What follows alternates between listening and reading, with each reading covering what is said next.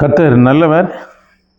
பிரியமானவர்களே, இந்த நாளில் நாம் கர்த்தருடைய வார்த்தையை நாம் தியானிக்கும்போது அந்த வார்த்தையை, தேவனுடைய இருதயத்தை அல்லது தேவனுடைய வார்த்தையிலிருந்து பெறுகிற காரியங்களை கவனமாய் கவனிப்போம்.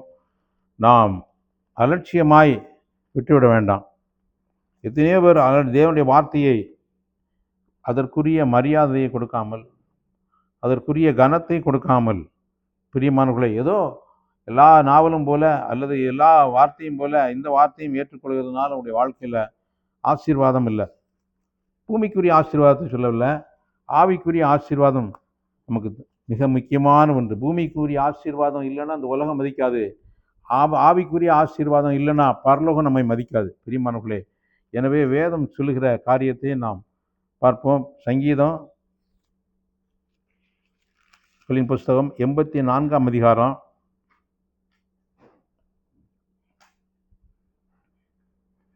சங்கீதம் 84. நான் திரும்பவும் அந்த வார்த்தையை உங்களுக்கு நான் ஞாபகப்படுத்த விரும்புகிறேன். சங்கீதம் 84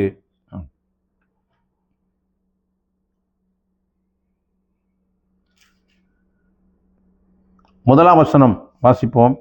சேனைகளின் கர்த்தாவே, உமது வாசஸ்தலங்கள் எவ்வளவு இன்பமானவைகள். உம்முடைய வாசஸ்தலங்கள் எவ்வளவு இன்பமானவைகள்.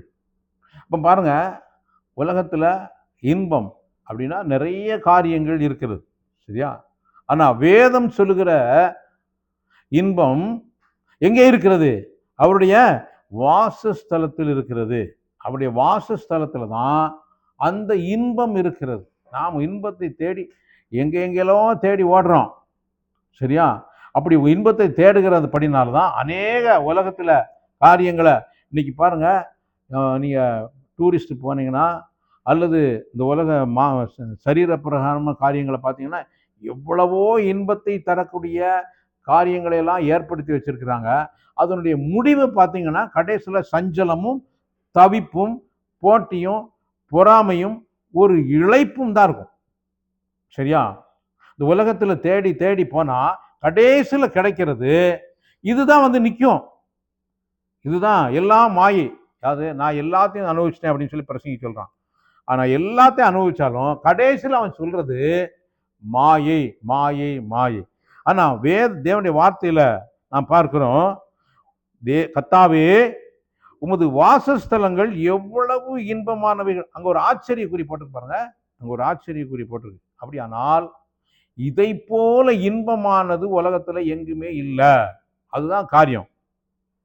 அப்போ இதை வாஞ்சிக்கிற, இதை தேடுகிற, இதை விரும்புகிற ஜனங்கள் எங்கே? ஒருவேளை பாருங்க, அதுக்கடுத்து என் ஆத்துமா கர்த்தருடைய ஆலய பிரகாரங்களின் மேல் வாஞ்சியும் தவனமுமாய் இருக்கிறது. என் இருதயமும் என் மாம்சமும் என் ஜீவன் உள்ள தேவன் நோக்கி கம்பீர சத்தம் இடுகிறது. என்ன சத்தம்? கம்பீர சத்தம். பாருங்க, இந்த சத்தம் யாருக்கு மட்டும்தான் உண்டுன்னா தேவனுடைய பிள்ளைகளுக்கு மட்டுமே இந்த கம்பீர சத்தம் உண்டு. மற்றவங்க போடுற சத்தம் எல்லாம் அந்த கம்பீர சத்தம் அல்ல. அது பிசாசின் கூக்குரல், பிசாசின் கூக்குரல். பிரியமானவர்களே, என் ஆத்துமா கர்த்தருடைய ஆலய பிரகாரங்களின் மேல் வாஞ்சையும் தவனமுமாய் இருக்கிறது. நம்முடைய ஆத்துமா உயிரோடு இருக்குமானால் அதற்கும் வாஞ்சை இருக்கிறது. நம்முடைய சரீரம் உயிரோடு இருக்கும் வரைக்கும் அதற்கும் வாஞ்சையும் தவனமும் இருக்குது, சரியா? நாம் சரீரத்தில் உயிரோடு இருக்கும் நாட்கள் வரைக்கும் நம்முடைய சரீரத்தில் வாஞ்சையும் தாகமும் இருக்கும். நம்முடைய ஆத்மாவு உயிரோடு இருக்கும் பட்சத்தில் அதற்கும் என்ன இருக்கும்? வாஞ்சையும் தாகம் இருக்கும். ஒருவேளை ஆத்மா மரித்து போனால் அதற்கு வாஞ்சையும் இருக்காது, தாகமும் இருக்காது. சரீரத்திற்கான தாகமும் சரீரத்திற்கான விருப்பம் தான் இருக்கும். அப்போ நம்முடைய ஆவிக்குரிய வாழ்க்கையில் நாம் உயிரோடு இருக்கிறவர்களானால் இதுதான் மாற்று. தேவனுடைய சமூகத்தை நாம் தேடுகிறவர்களா இருப்போம். அதுதான் நமக்கு முக்கியம். அதற்காகத்தான் நம்மளை உண்டாக்கியிருக்காரு. அதற்காக நம்ம உண்டாக்கி இருக்கிறார். அதுதான் நமக்கு பிரதானமா இருக்க வேண்டும். பாருங்க 4 வசனம் 3. என் ராஜாவும் என் தேவனுமாகிய சேனைகளின் கர்த்தாவே, என் ராஜாவும் என் தேவனுமாகிய சேனைகளின் கர்த்தாவே, உம்முடைய பீடங்கள் அண்டையில் அடைக்கலான் குருவிக்கு வீடும் தகைவிலான் குருவிக்கு தன் குஞ்சுகளை வைக்கும் கூடும் கிடைத்தது. பாருங்க, இன்னைக்கு பெரிய பெரிய சர்ச்சில் பார்த்தீங்கன்னா புறா போய் அடைஞ்சிருக்கும். சரியா? பார்த்துருக்கீங்களா? அது போய் அடைஞ்சிருக்கும். அது போய் அங்கே சுகமா பாதுகாப்பாக தங்கியிருக்கு. அதுக்கு கூட இருக்கு. ஆனா நான் இப்படி சங்கடப்படுறேன். நான் இப்ப எங்க வந்திருப்பேன்? நான் உம்முடைய சமூகத்தில் வந்திருப்பேன். உம்முடைய வீட்டில் வாசமாய் இருக்கிறவர்கள் பாக்கியவான்கள், அவர்கள் எப்பொழுதும் உம்மை துதித்து கொண்டிருப்பார்கள். இந்த வார்த்தையை நான் 2008 வீடு பிரதிஷ்டை பண்ணும்போது இந்த வார்த்தையை தான் நான் அந்த பத்திரிகையில் அடிச்சிருந்தேன். உம்முடைய வீட்டில் வாசமாய் இருக்கிறவர்கள் பாக்கியவான்கள், அவர்கள் எப்பொழுதும் உம்மை துதித்து கொண்டிருப்பார். அப்போ நம்ம வீட்டில் எப்போதும் என்ன இருக்கணும் சொல்லுங்க பாப்பா? துதி இருக்கணும். அதுதான் உம்முடைய வீடு, அவருடைய வீடு. இது அவருடைய வீடு. அவருடைய வீட்டில் நாம் வாசமாக இருக்கிறோம் அப்படின்னா நம்ம வாழ்க்கையில் நம்முடைய இருதயத்தில் எப்போதும் துதி, எல்லாவற்றிற்கும் துதி. இதுதான் இருக்கணும். இது இருந்தா நம்முடைய வாழ்க்கை மகிழ்ச்சியா இருக்கும், சந்தோஷமா இருக்கும், நம்முடைய சரீரம் ஆரோக்கியமா இருக்கும், நம்முடைய மனது ஆத்மா ஆரோக்கியமா இருக்கும், நம்முடைய ஆத்மா ஆரோக்கியமா இருக்கும். அப்போ இந்த ஆண்டவரே, நான் எப்போதும் இந்த வீட்டில் இருந்து நான் கர்த்தரை துதிப்பேன். இன்னைக்கு பாருங்க, எல்லாம் சரியா நடக்காது. இயேசு வாழ்ந்த போதுமே அவர் படகுல போனாரு. படகுல போகும்போது என்ன வந்தது பாருங்க, மார்க்கு 4ஆம் அதிகாரம்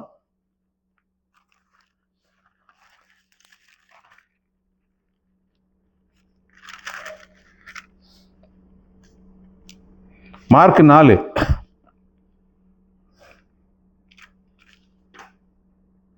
36 படிப்போமானால், அவர்கள் ஜனங்களை அனுப்பிவிட்டு படவில் இருந்தபடியே அவரை கொண்டு போனார்கள். வேறே படவுகளும் அவரோட கூட இருந்தது. அப்பொழுது பலத்த சுழல் காற்று உண்டாகி படகு நிரம்பத்தக்கதாக அலைகள் அதன் மேல் மோதிற்று.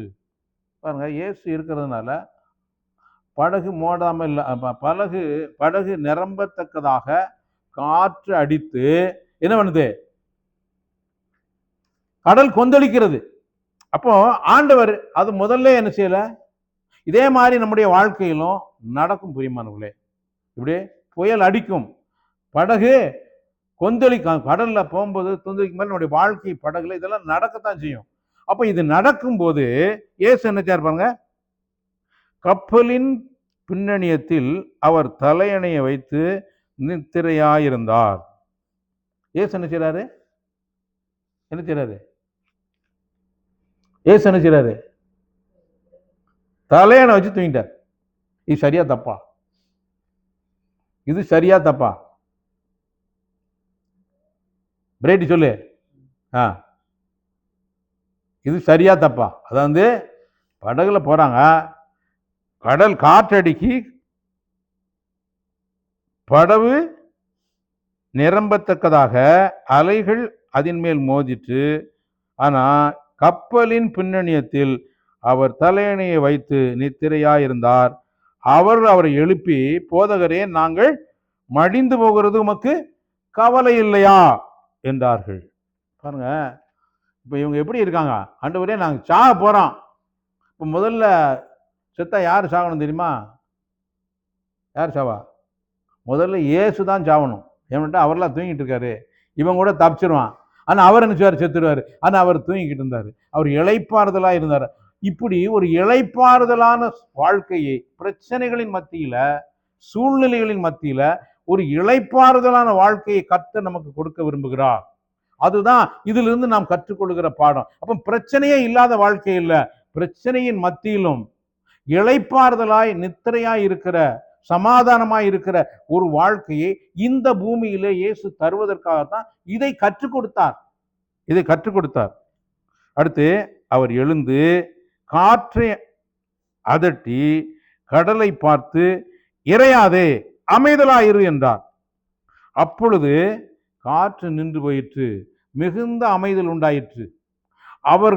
அவர்களை நோக்கி, ஏன் இப்படி பயப்பட்டீர்கள்? ஏன் உங்களுக்கு விசுவாசம் இல்லாமற் போயிற்று என்றார். பிரியமானவர்களே, இந்த வேளையில ஆண்டவர் என்ன சொல்ல விரும்புகிறார் அப்படின்னா, ஏன் பயப்பட்டீர்கள்? ஏன் உங்களுக்கு விசுவாசம் இல்லாமற் போயிற்று? அவர் காற்றையும் கடலையும் அப்படியே கண்ட்ரோல் பண்ணி அப்படியே கொண்டு போகல.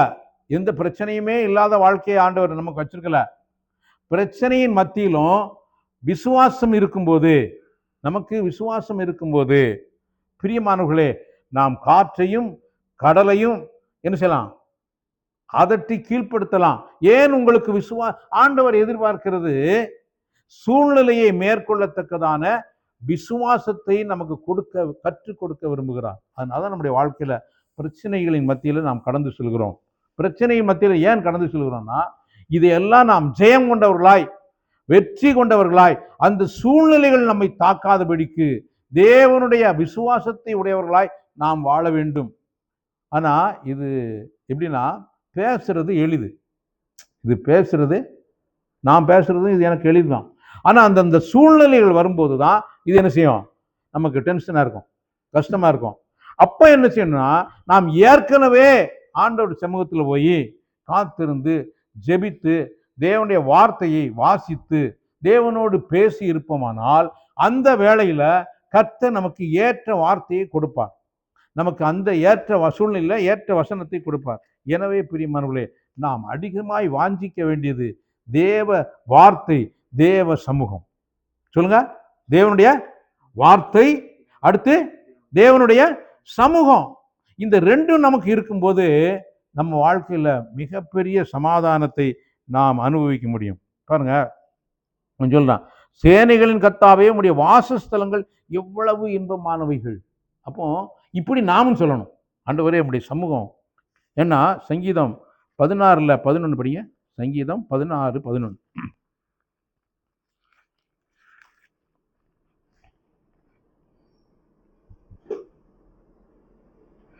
ஜீவ மார்க்கத்தை எனக்கு தெரியப்படுத்துவீர், உம்முடைய சமூகத்தில் பரிபூரண ஆனந்தமும் உமது வலது வாரிசத்தில் நித்திய பேரின்பமும் உண்டு. பாருங்க, ஆண்டுடைய சமூகத்துல பரிபூரண ஆனந்தம், நித்திய பேரின்பம். பரிபூரணம், அடுத்து நித்தியம். பரிபூரணம், நித்தியம். அவர் எல்லாமே கொடுக்கறதெல்லாம் என்னது கொடுப்பாரு? பரிபூரணமா கொடுப்பாரு, நித்தியமானதை கொடுப்பாரு. பிசாசு கொடுக்கறதெல்லாம் நித்தியமான சந்தோஷம் கிடையாது, பரிபூர்ணமானம் கிடையாது. அதுக்கு பேர் இந்த உலகத்தில் உள்ள காரியங்களை காண்பித்து, அது நீர்க்குமிழி போல. இந்த உலகமே ஒரு நீர்க்குமிழி மாதிரி தான், ஒரு நீர்க்குமிழி மாதிரி தான். அப்படிப்பட்ட காரியத்தை தான் இந்த உலகம் தரும். ஆனால் அவர் நமக்கு தருவது, அவர் நமக்கு வாக்கு பண்ணியிருக்கிறது நித்திய பேரின்பம், அழியாத ராஜ்யம், நித்திய ராஜ்யத்தை நமக்கு வாக்கு பண்ணியிருக்கிறார். இதில் மேல் நம்முடைய மனக்கண் பதிக்கப்பட்டிருக்க வேண்டும். இதில் மேல் நம்முடைய மனக்கண் பதிக்கப்பட்டிருக்கணும். நம்முடைய மனக்கண் அங்க பதிக்கப்பட்டிருக்கும் போதுதான் அதுக்கு ஏத்த மாதிரி நம்ம நடப்போம். நம்முடைய மனக்கண்ணில் வேற ஏதாவது வச்சிருக்கோம்னு சொன்னா அதுக்கு ஏத்த மாதிரி நம்முடைய ஸ்டெப் இருக்கும். பிரியமானவர்களே, நம்முடைய மனக்கண் எதில் பதிக்கப்பட்டிருக்கிறது, இதுதான் மிக முக்கியமான காரியம். இப்போ நீங்க இங்க வசனம் படிக்கணும் தெரியுமா? இப்போ 10 அடுத்து 9 படிக்கணும், 8 இப்படி படிக்கணும். இப்படி கீழே இருந்து படிக்கும்போது இந்த வசனத்தை உங்களுக்கு நல்லா விளங்கிடும். என் ஆத்துமாவை பாதாளத்தில் விடீர், உம்முடைய பரிசுத்தமான அழிவை காணவிட்டீர். அப்போ நம்முடைய ஆத்துமா நித்தியமான இடத்துக்கு போகணும்னா நம்ம சரீரத்தை தான் நம்ம பார்க்கணும், நம்முடைய ஆத்மாவை நம்ம பார்க்கறது இல்லை. ஒரு நாள் வரும், இந்த சரீரத்தை விட்டு நம்முடைய ஆத்மா போகும். அப்போ ஆத்மாவுக்கு விழிப்பு வரும், இந்த சரீரம் மூடிடும். அப்போ இந்த சரீரம் மண்ணுக்கு போயிடும், ஆத்மா எங்க போகும்? அதுதான் ஆண்டவர் பேசினாரு. உலகம் முழுவதையும் ஆதாயப்படுத்தினாலும் உன் ஆத்மாவை நஷ்டப்படுத்தினா உனக்கு என்ன லாபம்? உன் ஜீவனை நஷ்டப்படுத்தினா உனக்கு என்ன லாபம்னு கேட்டார். பிரியமானவர்களே, நம்முடைய கண் நம்முடைய ஆத்மாவை குறித்து அதிகமாய் சிந்திக்கிற இந்த வெளிப்பாடு வேண்டும். இல்லாட்ட புசிப்போம் குடிப்போம் நாளைக்கு சாவோம் என்று மெய்யாகவே சொல்வீர்கள், இது உங்களுக்கு அக்கிரமம் என்று சொன்னார். எனவே பிரியமானவர்களே, நாம் தேவனிடத்திலிருந்து வந்தவர்கள். எனவே நம்முடைய சிந்தை, நம்முடைய மனது எப்போதும் தேவனையும் தேவனுடைய வார்த்தையையும் தேவனுடைய திட்டங்களையுமே நாம் யோசிக்கிறவர்களாய் நாம் இருக்க வேண்டும். பார்க்குறோம், என் இருதயம் பூரித்தது, என் மகிமை களிகூர்ந்தது, என் மாம்சமும் நம்பிக்கையோட தங்கியிருக்கும். கர்த்தரை எப்போதும் எனக்கு முன்பாக வைத்திருக்கிறேன். அவர் என் வலது பாரிசத்தில் இருக்கிறபடினால் நான் அசைக்கப்படுவதில்லை. பாருங்க, அவரை எப்போதும் நான் என் வலது பாரிசத்தில் வைத்திருக்கிறபடியால் நான் அசைக்கப்படுவதில்லை. அங்க சீசர்கள் இயேசுவோடு பக்கத்துல போனாங்க, இயேசுவோடு இருந்தார் படகுல. ஆனா அவங்கெல்லாம் அசைஞ்சாங்க. ஆனா தாவீது என்ன சொன்னா, அவர் எப்போதும் என் இருதயத்துல என் மனக்கண்கள் முன்பாக வைத்திருக்கிறபடினால் நான் அசைக்கப்படுவதில்லை. எனக்கு ஆலோசனை தந்த கர்த்தரை துதிப்பேன்.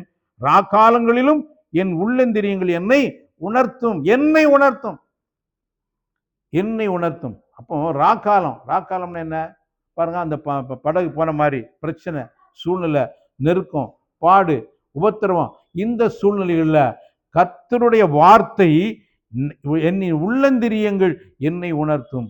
இதுதான் ஒரு மனுஷனை உணர்த்த வேண்டிய காரியங்களா இருக்கிறது.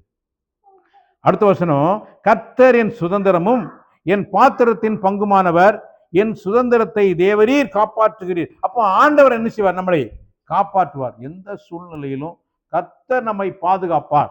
நாம் அவர் நீர் என்னுடைய பங்கு, நான் உம்முடைய பங்கு என்று நாம் அவரிடத்தில் போகும்போது கர்த்தர் நம்மை பாதுகாக்கிற தேவனாய் இருக்கிறார். ஒரு குறைவும் இல்லாமல் கர்த்தர் நம்மை நடத்துகிற தேவனாய் இருக்கிறார். இதை நீங்க எந்த அளவுக்கு தேடுகிறீர்களோ, எந்த அளவுக்கு வாஞ்சிக்கிறீர்களோ, எந்த அளவுக்கு நீங்கள் விரும்புகிறீர்களோ, அந்த அளவுக்கு அது அந்த ஆசீர்வாதத்தை நாம் அனுபவிக்க முடியும். பாருங்க, ஆண்டவர் எவ்வளவு ஒரு வார்த்தையை சொல்கிறார். தன் இருதயத்தில் இருக்கக்கூடிய ஒரு பாரம். சங்கீதம் 81:13.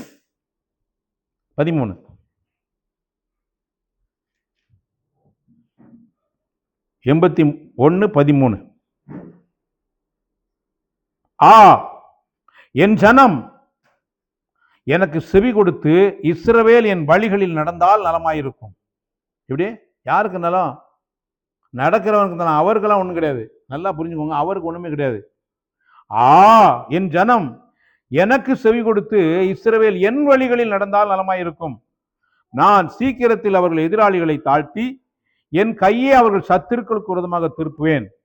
அப்பொழுது கர்த்தரை பகைக்கிறவர்கள் அவருக்கு இச்சகம் பேசி அடங்குவார்கள். அவருடைய காலம் என்றென்றைக்கும் இருக்கும். உச்சிதமான கோதுமையினால் அவர்களை போஷிப்பார்.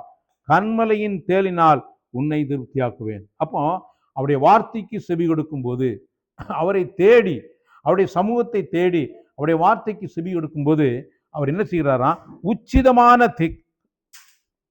கோதுமை, அடுத்து கண்மலையின் தேலினால் உன்னை திருப்தியாக்குவார். ஆண்டவர் என்ன செய்கிறாரு? திருப்தியாக்குகிற தேவன். உலகத்துல மனுஷனுக்கு திருப்தி இல்லை, அதான் மேட்ரு. என்ன? திருப்தியே இல்லை. கர்த்தர் தனக்கு தந்திருக்கிற சுகம், பலன், உழைக்கக்கூடிய திராணி, நல்ல நித்திரை, அடுத்து பிரியமானவர்களே நமக்கு தந்திருக்கிற ஆத்தும மீட்பு, இவைகளை குறித்து அவனுக்கு நன்றி இல்லை, அதுல திருப்தி இல்லை. நன்றி இல்லாதனாலதான் திருப்தி இல்லை. அவன் வேறொன்று மேல் தன்னுடைய ஆத்மா அலைந்து பறந்து திரிகிறது. 8ஆம் வசனம் சொல்கிறாரு, என் ஜனமே கேள், உனக்கு சாட்சியிட்டு சொல்வேன், இஸ்ரவேலே நீ எனக்கு செவி கொடுத்தால் நலமாயிருக்கும். அப்போ நாம கர்த்தருக்கு செவி கொடுக்கும் போது, கர்த்தருடைய வார்த்தைக்கு செவி கொடுக்கும் போது நலமாயிருக்கும். இதுக்கு மேல கர்த்தர் என்ன செய்ய முடியும்னு சொல்லுங்க பார்ப்போம். ஆண்டவர் தெளிவாய் நமக்கு வேதத்துல பேசி இருக்கிறார். கர்த்தர் நமக்கு எல்லாவற்றையும் செய்து வைத்திருக்கிறார். ஆனா நம்முடைய ஆத்மா மட்டும் அவரை பற்றி கொள்ள வேண்டும், அவரை பற்றி கொள்ள வேண்டும். என் ஆத்மா தொடர்ந்து உம்மை பற்றி கொண்டிருக்கிறது, என் ஆத்மா தொடர்ந்து உம்மை பற்றி கொண்டிருக்கிறது என்று நாம் அவரை பற்றி கொள்ளும்போது நம்முடைய வாழ்க்கையில பிரியமானவர்களே எந்த சூழ்நிலையும் நம்மை மேற்கொள்ளாது, எந்த சூழ்நிலையும் நம்மை அடிமைப்படுத்த முடியாது. எல்லாவற்றிலுமான போக்கை கர்த்தர் நமக்கு உண்டாக்குகிறார் என்று வேதம் நமக்கு சொல்லுகிறது. ராணிக்கு மேல் அவர் சோதிக்க மாட்டாரு. நீங்கள் எந்த சோதனை வந்தாலும் அந்த சோதனைக்கு தப்புக்கொள்ளும்படியான போக்கையும் அவர் உண்டாக்குகிறவர் என்று வேதம் சொல்லுகிறது. எனவே என் பிரச்சனை எப்ப தீரும்? தீரல. ஏற்கனவே அது தீர்க்கப்பட்டு விட்டது சிலுவையிலே. ஏற்கனவே அது சிலுவையிலே முடிக்கப்பட்டு விட்டது. ஏற்கனவே அது எல்லா பிரச்சனையும் முடிந்து விட்டது. உங்களுடைய எல்லா பிரச்சனையும் அது ஏற்கனவே தீர்ந்து விட்டது. தவிர இனிமேல் அவர் தீர்வு ஏற்படுத்த போகிறவர் அல்ல. நல்லா புரிந்து கொள்ளுங்க. எல்லா பிரச்சனையும் அவர் ஏற்கனவே தீர்த்து விட்டார் தவிர தீர்வு இல்லை. நம்ம அவரை தேடாதனால்தான் பிரச்சனையிலே இருக்கிறோம். காரணம் என்ன? பிரச்சனையே பார்க்கிறோமே தவிர பிரச்சனைக்கு தீர்வு தருகிறதை பார்க்கிறது இல்லை. எனவே பிரியமானவர்களே, இந்த நாள்ல நாம் தேவனை எந்த அளவுக்கு தேடுகிறோம், வாஞ்சிக்கிறோம் அப்படிங்கிறது ரொம்ப ரொம்ப முக்கியம். அவர் நமக்கு எவ்வளவு பெரிய ஒரு பொக்கிஷத்தை கொடுத்திருக்கிறார் என்பதை நாம் பார்க்கும்போது எபிரேயர் 2ஆம் அதிகாரத்தில் நாம் பார்க்கிறோம். எபிரேயர் 2ஆம் அதிகாரம்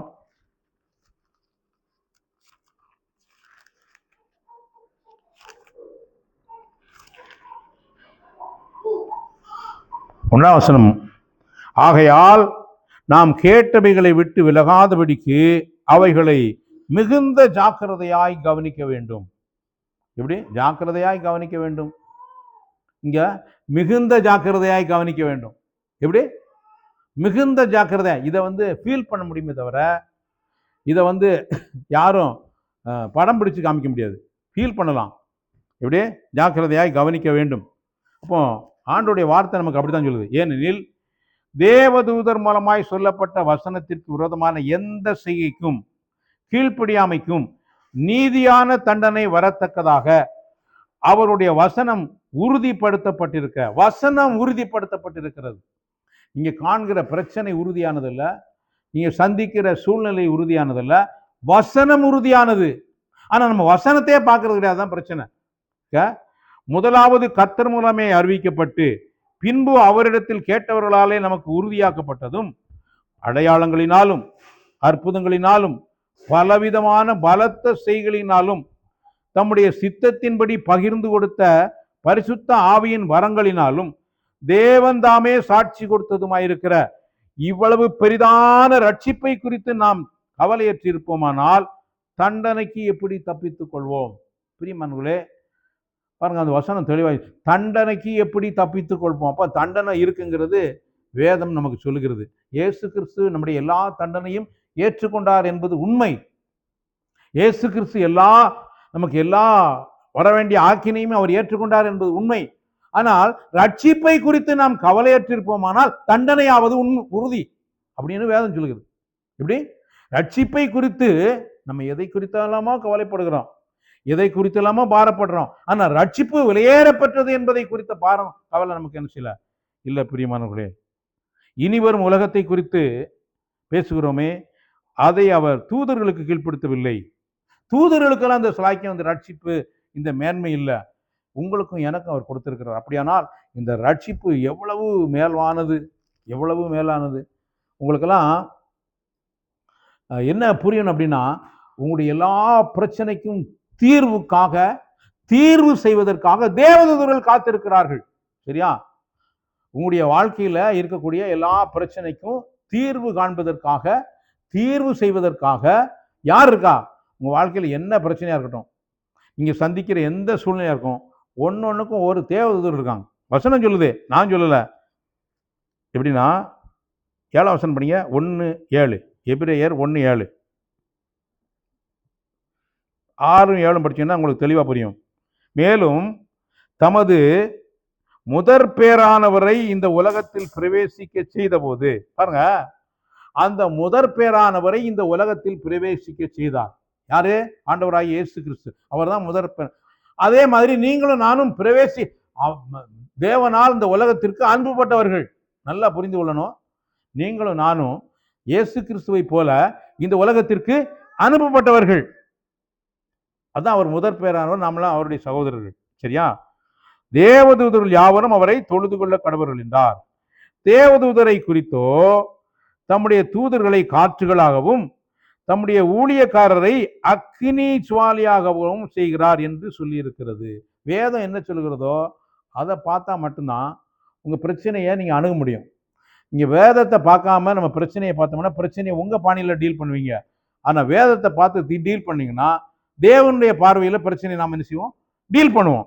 எனவே தேவதூதரை குறித்தோ தம்முடைய தூதர்களை காற்றுகளாகவும் தம்முடைய ஊழியக்காரரை அக்கினி ஜுவாலை, பாருங்க, அக்கினி ஜுவாலை, உன்னை பாதுகாப்பதற்கு அக்கினி ஜுவாலையாக உனக்கு அனுப்புவார்.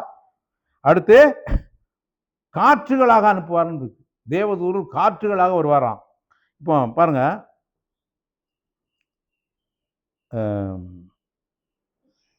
13:14, அதே 1ஆம் அதிகாரத்தில் 13:14, மேலும் நான் உம்முடைய சத்துருக்களை உமக்கு பாதப்படியாக்கி போடும் வரைக்கும் நீர் என்னுடைய வலது வாரிசத்தில் உட்காரும் என்று தூதர்களில் யாருக்காவது எப்போதாகிலும் அவர் சொன்னதுண்டோ?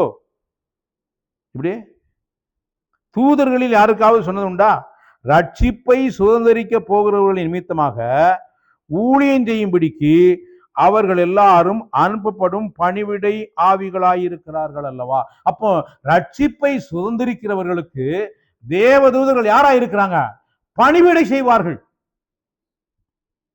பாருங்க, அதனாலதான் ரட்சிப்பு விலையேறப்பட்டது அப்படின்னு இருக்கு. ஆனா ரட்சிப்பை நம்ம மேன்மையானலனா அந்த தேவதூதர்கள் இவன் ரட்சிப்பே மேன்மையானல, இவனுக்கு போய் என்ன உதவி செய்ய, அப்படிதான் இருக்கும். ஆனா ரட்சிப்பை மேன்மையாக எண்ணுவீர்களானால் உங்களுக்கு அந்த தேவதூதர்கள் என்ன செய்வாங்க? பணிவிடை செய்வார்கள். அந்த வசனம் சொல்கிறபடி தேவதூதரை குறித்தோ தம்முடைய தூதர்களை காற்றுகளாக, அப்போ காற்றே என்னதான்? தேவனுடைய தூதனாய் இருக்கிறது என்று வேதம் நமக்கு சொல்லுகிறது. ஒரு தூதனை அனுப்புனா அவன் காற்றா செயல்படுவான். ஒரு தூதனை அனுப்புனா உங்க தேவை என்னவோ அது சந்திக்கப்படும். சரியா? இப்படி உங்க இடத்துக்கு தகுந்தபடியெல்லாம் அப்படி வேலை செய்யும் பிரியமானவர்களே. எனவே இந்த நாள்ல நாம் பார்க்க வேண்டிய அந்த விலையேறப்பட்ட ரட்சிப்பை சுதந்திரிக்க போகிறவர்களாய் நான் இருப்போம்னா அவ்வளவு நேரம் நமக்கு பணிவிடை செய்வாங்க, அவ்வளவு நேரம் உங்களுக்கு உதவி செய்வாங்க. ஆனா ரட்சிப்பை நீங்கள் விலையேறப்பட்டதாய் பார்க்கவில்லை என்றால் பிரியமானவர்களே, அதை பார்த்து நாம் பயப்பட வேண்டியதாக இருக்கும். அதை பார்த்து நாம் பயப்பட வேண்டியதாக இருக்கும். எனவே ரட்சிப்பை சுதந்திரிக்க போகிறவர்கள் நிமித்தமாக எப்படி இயேசு கிறிஸ்து இந்த பூமியில பிறந்த போது தேவதூதர்கள் யாவரும் அவரை தொழுது கொண்டார்கள். சரியா? ஆனா நீங்கள் ரட்சிப்பை சுதந்திரிக்கும் போது தேவதூதர்கள் உங்களுக்கு பணிவிடை செய்வார்கள். தேவதூதர்கள் நமக்கு என்ன செய்வாங்க? பணிவிடை செய்வார்கள். எனவே தேவதூதர்கள் நமக்கு பணிவிடை செய்யும்படி கொடுக்கப்பட்டவர்கள். உங்களுடைய பிரச்சனையில, உங்களுடைய போராட்டத்தில், உங்களுடைய சூழ்நிலைகளில் அவர்கள் உங்களுக்கு பணிவிடை செய்வார்கள். நீங்களே செய்ய வேண்டாம். நீங்களே உங்களுக்கு தேவதூதன் சொன்னா போதும், தேவதூதன் உங்களுக்கு பணிவிடை செய்வான். ஏன்னா அவர் நம்முடைய வெளியேறப்பட்ட ரட்சிப்பை நமக்கு கொடுத்திருக்கிறபடினால அந்த ரட்சிப்பை சுதந்திரிக்க போகிறவர்களுக்கு அநேக தேவதூதர். ஒரு எஸ்பி இருக்காருன்னா அவருக்கு கீழே எத்தனை பாதுகாப்பு படம் இருக்கும்? ஒரு முதல்வர் இருந்தார்னா அவருக்கு எத்தனை பாதுகாப்பு படம் இருக்கும்? பிரியமானவர்களே, இப்படி அவர்களுக்கு எப்படி ஒரு சேனை, ஒரு அமைப்பு இருக்கிறதோ இதே போல ரட்சிப்பை சுதந்திரிக்கிறவர்களுக்கும் தேவன் தேவதூதர்களை பாதுகாப்பாக கட்டளையிட்டு இருக்கிறார். அதை நாம் பயன்படுத்த வேண்டும். சூழ்நிலையில் நம்ம அதை பயன்படுத்த வேண்டும். இயேசு சொன்னது போல இறையாதே அமைதலாயிரு அப்படின்னு யாருக்கு சொன்னார் தெரியுமா?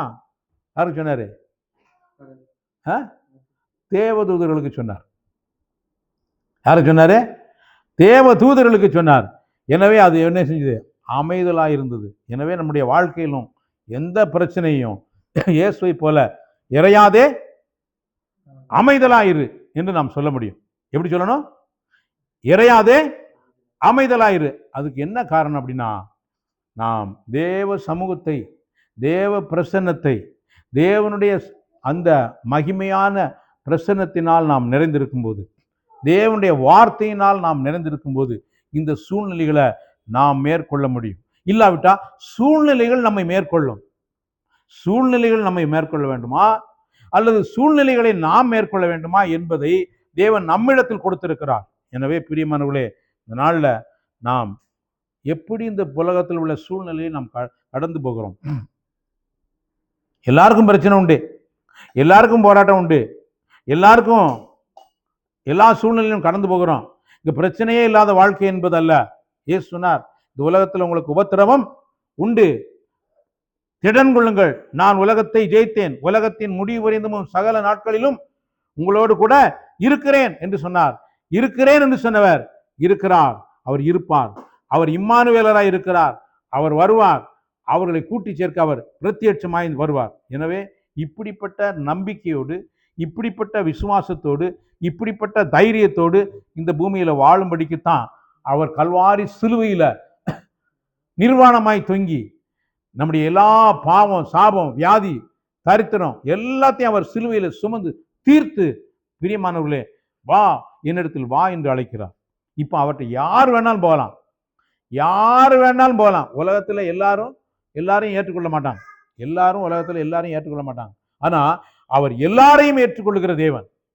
மனிதரால் புறக்கணிக்கப்பட்ட, சபையால் புறக்கணிக்கப்படலாம், உலகத்தில் யாராலும் உடைக்கப்படலாம். ஆனா அவர் மட்டும்தான் நம்மளை புறக்கணியாத தேவன். அவர் மட்டும்தான் நம்மை அரவணைக்கிற தேவன்.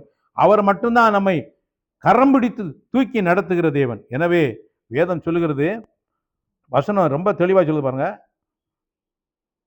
10ஆம் வசனம், எபிரேயர் 1:10, கர்த்தாவே நீர் ஆதியிலே பூமியை அஸ்திபாரப்படுத்தினீர், வானங்கள் உம்முடைய கரத்தின் கிரியா இருக்கிறது, அவைகள் அழிந்து போம், நீரோ நிலைத்திருப்பீர், அவைகளெல்லாம் வஸ்திரம் போல் பழசாய்ப்போம், ஒரு சால்வை போல அவளை சுருட்டுவீர், அப்பொழுது மாறி போகும், நீரோ மாறாதவராயிருக்கிறீர், உம்முடைய ஆண்டுகள் முடிந்து போவதில்லை என்றும் சொல்லி இருக்கிறது. அப்போ இதெல்லாம் படிச்சிருக்காங்க. இதெல்லாம் படிச்சு இதை பேதுரு என்ன சொல்றாருன்னா, பேதுரும் இதை ரெஃபர் பண்றாரு பாருங்க.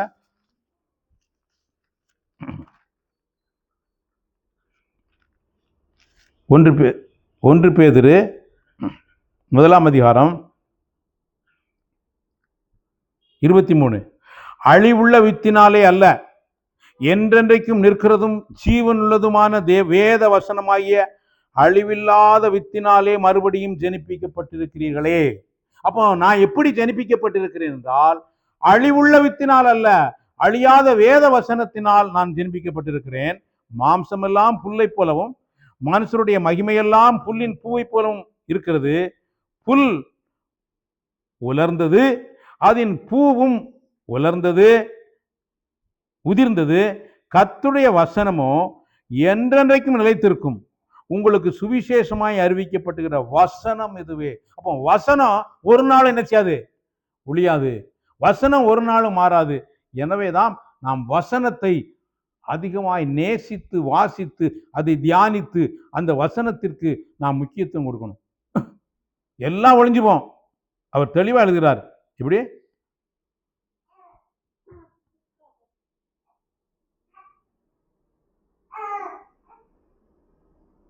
இதை எங்க பார்க்கிறோம் அப்படின்னா, ஏசாயா 40:6,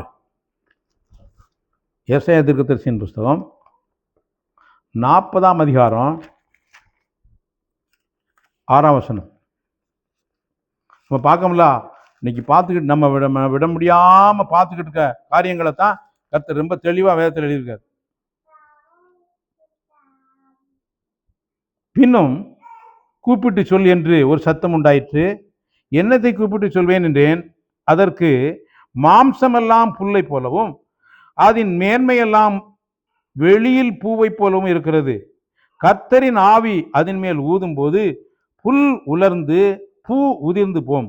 ஜனமே புல் உதிர்ந்து பூ உதிரும், நம்முடைய தேவனுடைய வசனமோ என்றென்றைக்கும் நிற்கும் என்பதையே சொல் என்று உரைத்தது. சீயோன் என்னும் சுவிசேஷியே, நீ உயர்ந்த பர்வதத்தில் ஏறு, எருசலேம் என்னும் சுவிசேஷியே, நீ உரத்த சத்தமிட்டு கூப்பிடு, பயப்படாமல் சத்தமிட்டு யூதா பட்டணங்களை நோக்கி, இதோ உங்கள் தேவன் என்று கூறு. யார பாரு, தேவனிடத்தில் போ. உங்கள் தேவன், உன் தேவன். காணப்படுகிறவர்கள் யாவும் அநித்தியமானவைகள், காணப்படாதவைகளோ நித்தியமானவைகள். எனவே உன் தேவனை சந்திக்க ஆயத்தப்படும் என்று வேதம் சொல்லுகிறது. எனவே பிரியமானவர்களே, நம்முடைய இருதயத்தில் எது பிரதானமாக இருக்கிறது, நம்முடைய இருதயத்தில் எது ஃபர்ஸ்ட்ல இருக்கு? ஆனா இயேசு உங்களையும் என்னையும் அவருடைய இருதயத்தில் ஃபர்ஸ்ட் வச்சிருந்தார். அவர் இந்த பூமியில இருக்கும்போது அவர் பிதாவின் வலது பாரிசத்தை விட உங்களையும் என்னை நேசித்தபடினா தான் சிலுவைக்கு போனார். எனவே பிரியமானவர்களே, இந்த அன்பு மாறாத அன்புக்காய் நம்மை ஒப்பு கொடுப்போம். கர்த்தர் நம்முடைய வாழ்க்கையில மகிமையான காரியங்களை செய்து வைத்திருக்கிற பார்க்கும்படி நம்முடைய மனக்கண்களை கர்த்தர் திறப்பாராக. ஆமென், ஆமென்.